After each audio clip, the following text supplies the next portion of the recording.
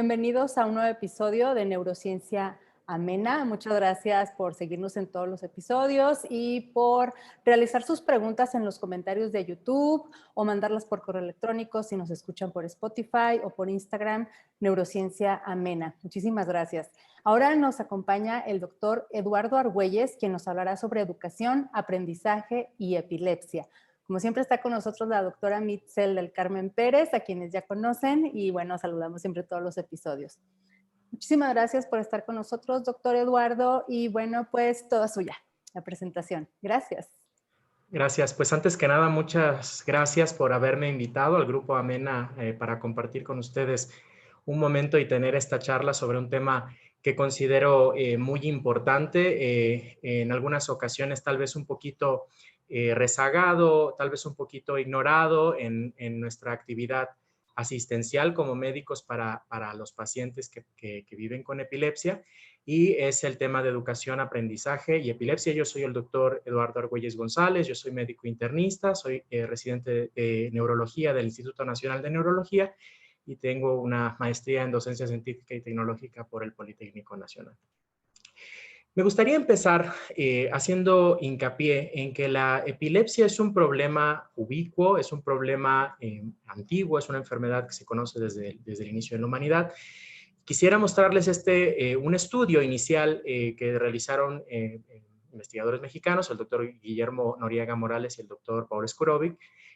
principalmente para que veamos nosotros las características de la distribución de esta enfermedad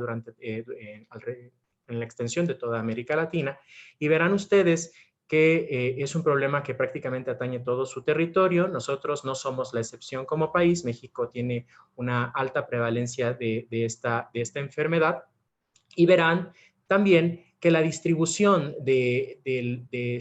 la enfermedad, de la epilepsia, entre los distintos grupos poblacionales es bastante variable. Esto no en el sentido de que exista menos epilepsia en algunos grupos poblacionales, simplemente que tal vez las herramientas para la detección en estos grupos poblacionales es muy variable. Sin embargo, independientemente de ello, independientemente de todos los sesgos que pueden haber al momento de detectar esta prevalencia, verán que sigue siendo un problema de muy alta prevalencia, muy alta incidencia en toda la población y en especial la población mexicana. Cuando nosotros hablamos de epilepsia y en especial cuando nosotros tratamos de abordar la epilepsia dentro de alguna de sus esferas más allá del componente médico, nos enfrentamos a un reto bastante importante en el sentido de que la epilepsia es un fenómeno, más allá de que sea exclusivamente hablando de una enfermedad, es un fenómeno que atañe muchas esferas dentro de la vida de la persona que la padece y se extiende también hacia aquellas personas que fungen como cuidadores de los pacientes. Es importante mencionar que no todas las epilepsias son iguales. Es más conveniente hablar de epilepsias en vez de epilepsia como un término único. Cada una de ellas va a representar un reto diferente, tanto para el tratamiento médico como para las consideraciones que se van a tener que haber para el cuidado, y que cada una de ellas va a tener un pronóstico inherente distinto dependiendo de la que estemos hablando. Entonces es un verdadero reto tratar de encasillar todas y cada una de las epilepsias dentro de un solo modelo y poder hacer generalizaciones. Sin embargo, vamos a tratar de abordar aspectos puntuales. Lo mismo sucede con el aspecto educativo. Cuando nosotros hablamos de educación, y cualquier persona que tenga conocimiento en el área educativa sabrá que hablar de necesidades, retos, oportunidades de la educación trae consigo inmediatamente preguntarnos en qué etapa, trae consigo preguntarnos hacia qué grupo poblacional, hacia qué momento de la vida educativa de la persona, porque definitivamente los requerimientos que tiene un niño en preescolar, un niño en la primaria, no tienen absolutamente nada que ver con los que se enfrenta un estudiante universitario. Tengo que mencionar que existen algunas variedades de epilepsias que ciertamente imponen una discapacidad importante para el paciente y para el que lo padece, y este tipo de epilepsias pues claramente van a imposibilitar cualquier tipo de actividad educativa, y tendré que omitirla durante la presentación, pero claro que también existen estrategias que se pueden utilizar para este tipo de casos. Es muy importante recalcar que, por ejemplo, es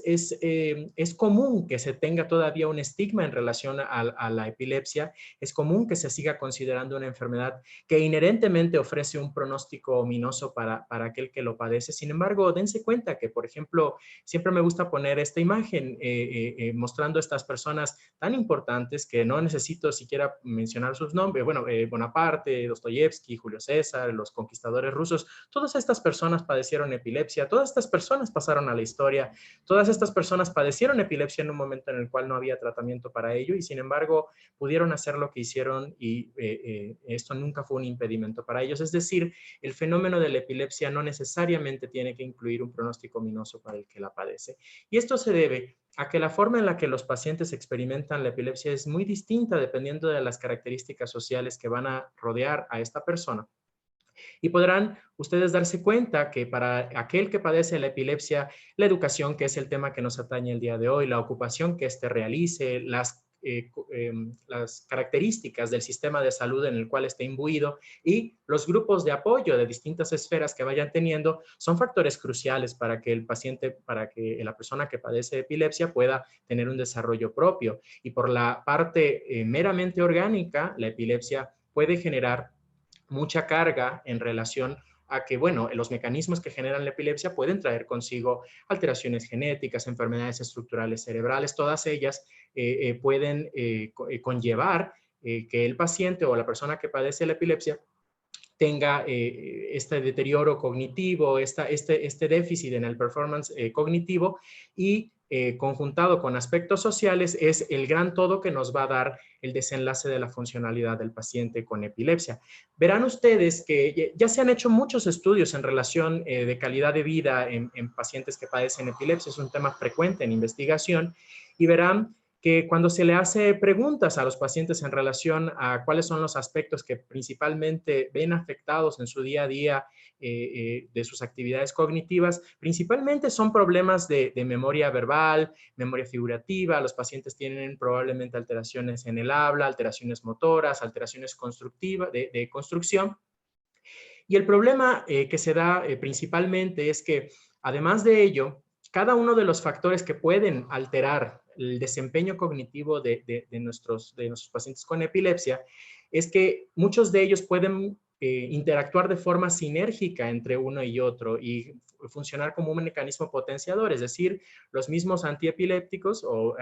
fármacos anticrisis, que es lo que vamos a ver posteriormente, pueden generar disfunción neuronal. La disfunción neuronal trae consigo alteraciones a nivel cortical, atrofia, esto puede generar alteraciones cognitivas. Las alteraciones cognitivas claramente van a tener impacto en los problemas psicosociales y bueno, si hay problemas psicosociales, probablemente haya dificultad para una buena adherencia al tratamiento farmacológico y eso va a desencadenar en mayor crisis y se va a generar un círculo vicioso en estos procesos. Verán ustedes que en ocasiones el pronóstico que tienen los pacientes poco va a tener que ver en relación al tratamiento que les damos, es decir, que puede ser que independientemente de la mejor estrategia terapéutica que le demos a los pacientes, existan algunos factores que estén por fuera de la intervención que maneja el médico que está atendiéndolos, que van a tener incidencia en la forma en la que estos pacientes se van a desarrollar y en la forma en la que ellos van a ejercer su desempeño cognitivo. Y aquí me gustaría puntualizar algunas preguntas que considero son bastante frecuentes dentro de la práctica clínica cotidiana. Son preguntas que normalmente los cuidadores hacen de forma usual.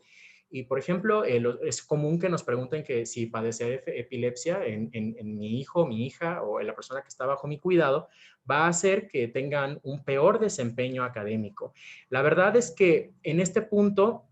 de entrada, el término desempeño académico implica muchos factores más allá de lo que la memoria o la actividad cognitiva del paciente tenga en el momento de estar dentro del aula haciendo sus actividades escolares. Sin embargo, hay factores que sí son independientes, como por ejemplo el tipo de crisis. Los tipos de crisis, por ejemplo, los que generan alteración del estado de conciencia o los que tienen periodos de desconexión o los que van a tener alteraciones de memoria o los que tengan los periodos postictales muy prolongados, aquí va a depender mucho del tipo de crisis, pueden hacer que la persona sí que tenga una alteración o sí que tenga una desventaja por este factor independiente. Sin embargo, ya se ha visto que las mediciones de coeficiente intelectual sí que pueden alterarse después de la primera crisis, entendiendo que el coeficiente intelectual no lo es todo en relación con el desempeño académico. Claramente que mientras más severa sea este problema, más impacto tendrá en el desarrollo académico, en el desempeño académico que tenga el niño o la niña. Sin embargo, no vamos a poder utilizar estas variables, estas condiciones médicas como marcadores exclusivos para que nosotros podamos saber cómo va a evolucionar nuestro paciente. Sobre esta misma línea, ya se ha corroborado que puede existir un impacto objetivo en la memoria en las personas tras la primera crisis. Sin embargo, es muy importante que yo siga recalcando el hecho de que no es el único factor que puede contribuir a esto. Cuando se hacen los estudios, se dan cuenta que al momento de hacer un análisis más juicioso de las variables que incluyeron para hacer los estudios, es que habían muchas otras cosas en estos niños, muchas otras cosas en estas personas que podían haber explicado completamente la razón de la alteración de la memoria. En algunas ocasiones problemas de tipo afectivo, depresión, ansiedad, pero bueno, ya se ha hecho asociaciones con respecto a esto. También se ha visto que el hecho de que nosotros demos un tratamiento apropiado para los pacientes y que ellos tengan una buena adherencia y que tengamos un buen control de crisis, también va a influir mucho en la forma en la que esto va a evolucionar, pero esto también tendría que estar conjugado a que nosotros demos un tratamiento de forma temprana, de forma oportuna y de preferencia, si lo tiene desde las etapas infantiles, que por neurología pediátrica o pediatría, puedan incidir de forma temprana en ellos para que evitemos al máximo el deterioro y una disminución en su desempeño académico. Y verán que pues, el desempeño académico, como les digo, es extremadamente complejo, los factores que inciden sobre él, como para poder atribuir exclusivamente a la epilepsia un factor decisivo en su deterioro. Verán que hay factores pedagógicos, la forma en la que los maestros dan las clases, los factores psicológicos, el factor económico, que es muy importante, los factores sociales. Es extremadamente frecuente que la epilepsia no venga acompañada, que la epilepsia venga acompañada con otro tipo de enfermedades que pueden hacer incluso más difícil el proceso de cuidado por parte de los padres o de la persona que se encuentre a cargo del paciente, y esto también puede tener impactos importantes en el desempeño académico de los muchachos o de los niños. Cuando se han hecho exploraciones y se le han preguntado de forma dirigida a cortes a grupos muy grandes de pacientes con epilepsia para saber si ellos, pese a que la epilepsia es un factor importante y pese a que la epilepsia es algo crucial en sus vidas, querían saber si para ellos consideran que necesitan una ayuda más allá de la médica, y el rotundo sí es de más del 75%. Los pacientes perciben la necesidad de apoyos adicionales más allá de lo que nosotros podamos obtener con un control médico bien realizado. Y mencionar que evidentemente, lo que dije en un principio, las epilepsias se manejan dentro de un espectro de tipos, de características y de severidad, y aquellas epilepsias que tengan características pues que por su severidad, por ejemplo, las epilepsias idiopáticas generalizadas, que pues pueden tener una evolución mucho más tórpida, mucho más compleja, mucho más grave. Estas, en algunas ocasiones, independientemente del tratamiento que demos, puede ser que el paciente experimente un deterioro, una disminución en la calidad de su desempeño escolar, pero eso va asociado a la evolución natural de la enfermedad, y en estas ocasiones el tratamiento médico tiene muy poco impacto en este aspecto.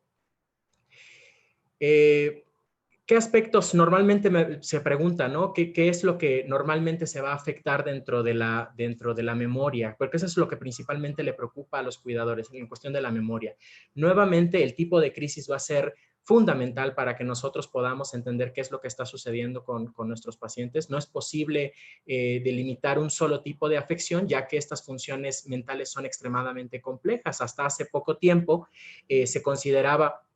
que los procesos de recepción de imagen y el procesamiento cerebral para la construcción de un concepto y la retención de este dentro de la memoria era relativamente sencillo. Actualmente se sabe que pasa a través de muchísimas vías neuronales que se conocen como neural networks o redes neuronales, que son extremadamente complejas. Estamos todavía en el desarrollo científico para la identificación precisa de cada una de ellas, pero ciertamente es que el proceso de la consolidación de la memoria, el proceso de la captación del objeto, la consolidación de la memoria y la creación de recuerdos duraderos es más compleja de lo que se pensaba antes. Ya existen, al ser un proceso tan complejo, no existe solamente una forma de poder verse afectado, sino que puede afectarse dentro de un espectro de complejidad. Y esto lo menciono porque ustedes verán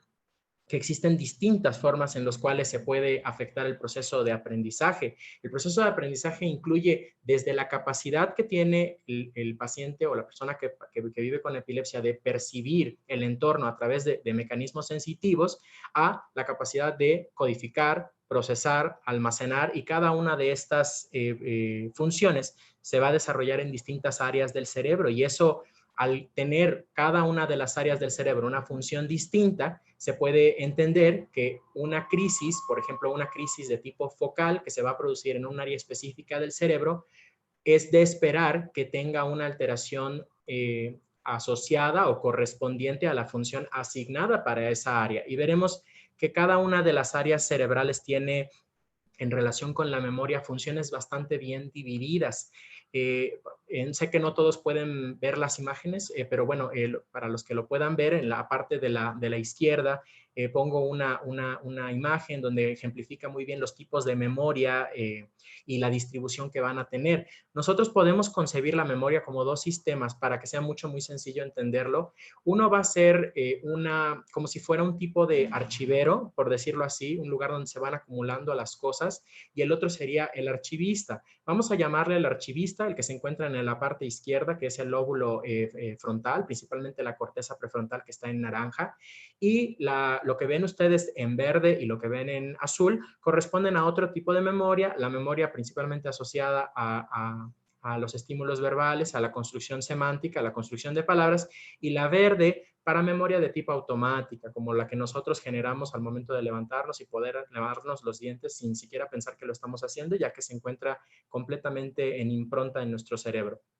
Este sería el archivero, la persona que va, el archivista, el que va haciendo la búsqueda de la información y que la puede procesar rápidamente. El contrario es el de la derecha, que sería más bien todo lo que ven en azul, sería más bien la que está asociado a lo que nosotros en neurología llamamos como memoria episódica, que es tan sencillo como la memoria que todos consideramos como memoria, la memoria clásica, es decir, lo que recordamos de nuestra infancia, lo que recordamos del día de ayer, principalmente asociado a cuestiones autobiográficas, a episodios autobiográficos, se llama memoria episódica. ¿Cuál es el principal problema que van a tener los pacientes que tienen crisis independientemente del tratamiento? Vamos a ver en términos generales. Veremos que lo que principalmente se va a afectar en los pacientes por el descontrol de las crisis y por solo el hecho de tener epilepsia, van a ser las funciones de memoria, principalmente las asociadas con la corteza prefrontal, es decir, dentro del concepto de archivero o archivista, el que va a estar principalmente afectado es el archivista. La función para el recuerdo de la memoria cristalizada, la memoria a largo plazo, va a estar bien conservada en la mayoría de los casos, no en todos, pero el principal problema van a ser esas funciones ejecutivas, esa memoria a corto plazo, esa memoria de trabajo, es la que principalmente vamos a ver afectado, aunque, insisto, esto es un espectro de modelo de enfermedad muy amplio, por lo tanto, no hay nada que se pueda especificar. Y recalco que no existe un único mecanismo aislado suficiente para generar las alteraciones de la memoria en las personas que viven con epilepsia. Pero insisto, y esto es algo que normalmente es bueno manejar con los cuidadores, incluso con los propios pacientes, educación y aprendizaje no es solo memoria. Si hay algo que define lo evolucionado de la corteza cerebral en el ser humano, es su capacidad de aprendizaje. Toda la corteza prácticamente es una máquina para aprender. Entonces, la memoria no es el único punto que puede estar alterado en estas situaciones, sino que también pueden haberse alterados algo que nosotros vamos a englobar como cognición, que no específicamente es memoria, sino que son otros procesos mentales que conjuntos hablan de función mental normal. Entonces, verán ustedes que ya se han hecho muchos estudios en relación a la cognición en los pacientes con epilepsia, y no era sorpresa para nadie saber que principalmente problemas de tipo psicosocial y de respuesta de los padres eran los que se generaban estos factores relacionados con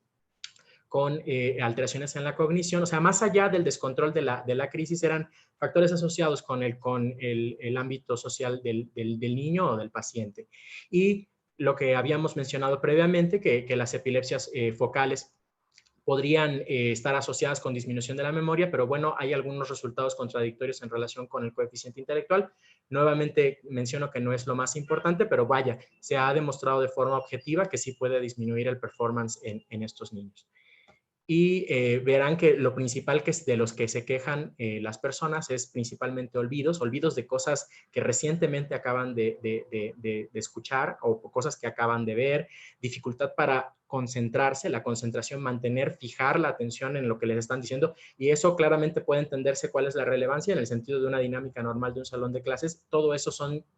aspectos indispensables para que nosotros podamos tener un adecuado aprovechamiento dentro del aula. Y verán que cuando se le hicieron nuevamente las encuestas, porque insistimos mucho en calidad de vida en los pacientes con epilepsia, si se dan cuenta, estas alteraciones, como muestran las gráficas de la izquierda, han durado en la mayoría de los pacientes en más del 50% durante meses o años. Y la mayoría de ellos han experimentado de forma adicional, además de eso, alteraciones relacionadas con el miedo, con problemas del sueño, con el apetito, y esto nada más para recalcar las características tan plurales que genera esta enfermedad. Es extremadamente frecuente que los cuidadores pregunten si sus familiares van a tener necesidad de una educación especial. Personalmente no me gusta el término especial, prefiero llamarle educación inclusiva o educación individualizada, mejor dicho. Y pues bueno, la verdad es que la mayoría de los niños que tienen el diagnóstico de epilepsia, cuando se hizo el estudio retrospectivo de estos pacientes, se vio que el 58% de ellos ya tenían necesidades de educación especial. Vaya, no fue una cosa la consecuencia de la otra, pero ya habían condiciones que probablemente fueron suficientes como para poder necesitar este modelo de educación. Sin embargo, lo más importante en este caso, más allá de si hay o no control farmacológico, es la creación de estrategias dirigidas para la educación de las personas que tienen epilepsia. Y, sin embargo, el declive de la capacidad de aprendizaje y que es objetiva, se puede ser que lo podamos incluso nosotros objetivar, lo podamos ver antes de presentar la primera crisis. Es también muy frecuente que nos pregunten en quién, cómo y cuándo se tiene que evaluar. Esto no es un trabajo que pueda realizar un profesional educativo solo. Esto no es un trabajo que pueda desarrollar un profesional de la salud, sobre todo en etapas tempranas de la vida del paciente. Esto tiene que ser un abordaje multidisciplinario. Tiene que hacerse preferentemente desde la primera evaluación en neurología. Tiene que existir una evaluación de esta esfera de la vida de la persona, o sea, tiene que evaluarse la capacidad o los problemas potenciales que él tenga dentro del ámbito educativo. No existen de ninguna manera guías internacionales que nos digan qué tenemos que hacer, pero la clave está en la identificación temprana de factores. Sí, esto también es extremadamente frecuente que lo pregunten, si esto va a generar que tengan más tiempo en la escuela. La mayor parte de las veces sí, esto va a generar aproximadamente 7 días extra de escuela año. Sin embargo, es importantísimo recalcar que en la mayor parte de los estudios que se han realizado donde se ha demostrado esto, las causas que hacen que los niños o estudiantes tengan días de inasistencia o tengan ausentismo escolar por epilepsia, cuando se hace el estudio de por qué sucedió, en la mayor parte de las veces no es por descontrol de crisis, es por cualquier otro factor asociado a la epilepsia, pero no enteramente descontrol de crisis. Y eso es algo extremadamente importante de recalcar. Sin embargo, esto trae impacto sobre la percepción del estudiante. El estudiante, al momento de preguntárselo, sobre todo los estudiantes de mayor edad, ellos ya identifican su problema de epilepsia como una razón suficiente como para tener problemas para adquirir un trabajo posterior, como un problema para adquirir un trabajo que hubiera sido deseable en otra circunstancia. y el 31% de ellos va a tener este problema de faltas. Si estamos hablando de niños más pequeños, van a haber muchísimos problemas de dificultad al momento de realizar las tareas en la casa, y verán que si hablamos del cuidador, que la mayoría de los que nos están escuchando probablemente son cuidadores, verán que las necesidades educativas que requiere el cuidador específicamente para este rubro dentro de la vida del paciente son muchas, y no solamente nosotros creemos que sea así, sino que los propios cuidadores lo han expresado en muchos estudios, y ellos definitivamente han expresado que requieren apoyo específico dentro de este rubro para poder desarrollar bien. ¿Y qué causa el deterioro cognitivo y de aprendizaje de mi hijo, de mi hija o de la persona que está a mi cuidado? Yo tengo que mencionar que como esto es una situación que incluye muchos factores para que se produzca, incluso los propios fármacos antiepilépticos o los anticrisis, como actualmente se mencionan, pueden tener un efecto sobre esto. Y esto lo digo porque es muy probable que lo encuentren en la literatura o lo encuentren en el Internet. Sépase que sí hay estudios donde se ha demostrado que el uso de algunos antiepilépticos puede tener puede conllevar este deterioro tal vez de la función cognitiva. Sin embargo, no es una causa suficiente, no es una razón suficiente como para negarle el tratamiento a nadie, y el riesgo es mucho mayor a dejar al paciente sin tratamiento. Nótese que los puntos más grandes, más altos en relación con alteración cognitiva los obtuvimos con la gabapentina, más allá que con cualquier otro tipo de antiepiléptico. Es para mencionar lo mismo, que lo normal no es que el paciente solamente tenga epilepsia, seguramente van a haber muchas otras cosas, va a ser una enfermedad que va a incluir muchos aspectos distintos que van a incluso funcionar de forma bidireccional en relación causal, y verán que aspectos como el autismo, otros déficits cognitivos no necesariamente asociados a epilepsia, los trastornos por déficit de atención y hiperactividad, muchos tipos de cefalea, alteraciones afectivas como depresión y ansiedad y alteraciones del dormir son extremadamente frecuentes en pacientes que tienen epilepsia, no provocados directamente por la enfermedad, pero sí como un factor coexistente de la patología, y que también deben de ser tratados, porque cada uno de estos, de forma independiente, suficiente, es capaz de disminuir el desempeño académico o el aprovechamiento escolar de las personas que lo padecen.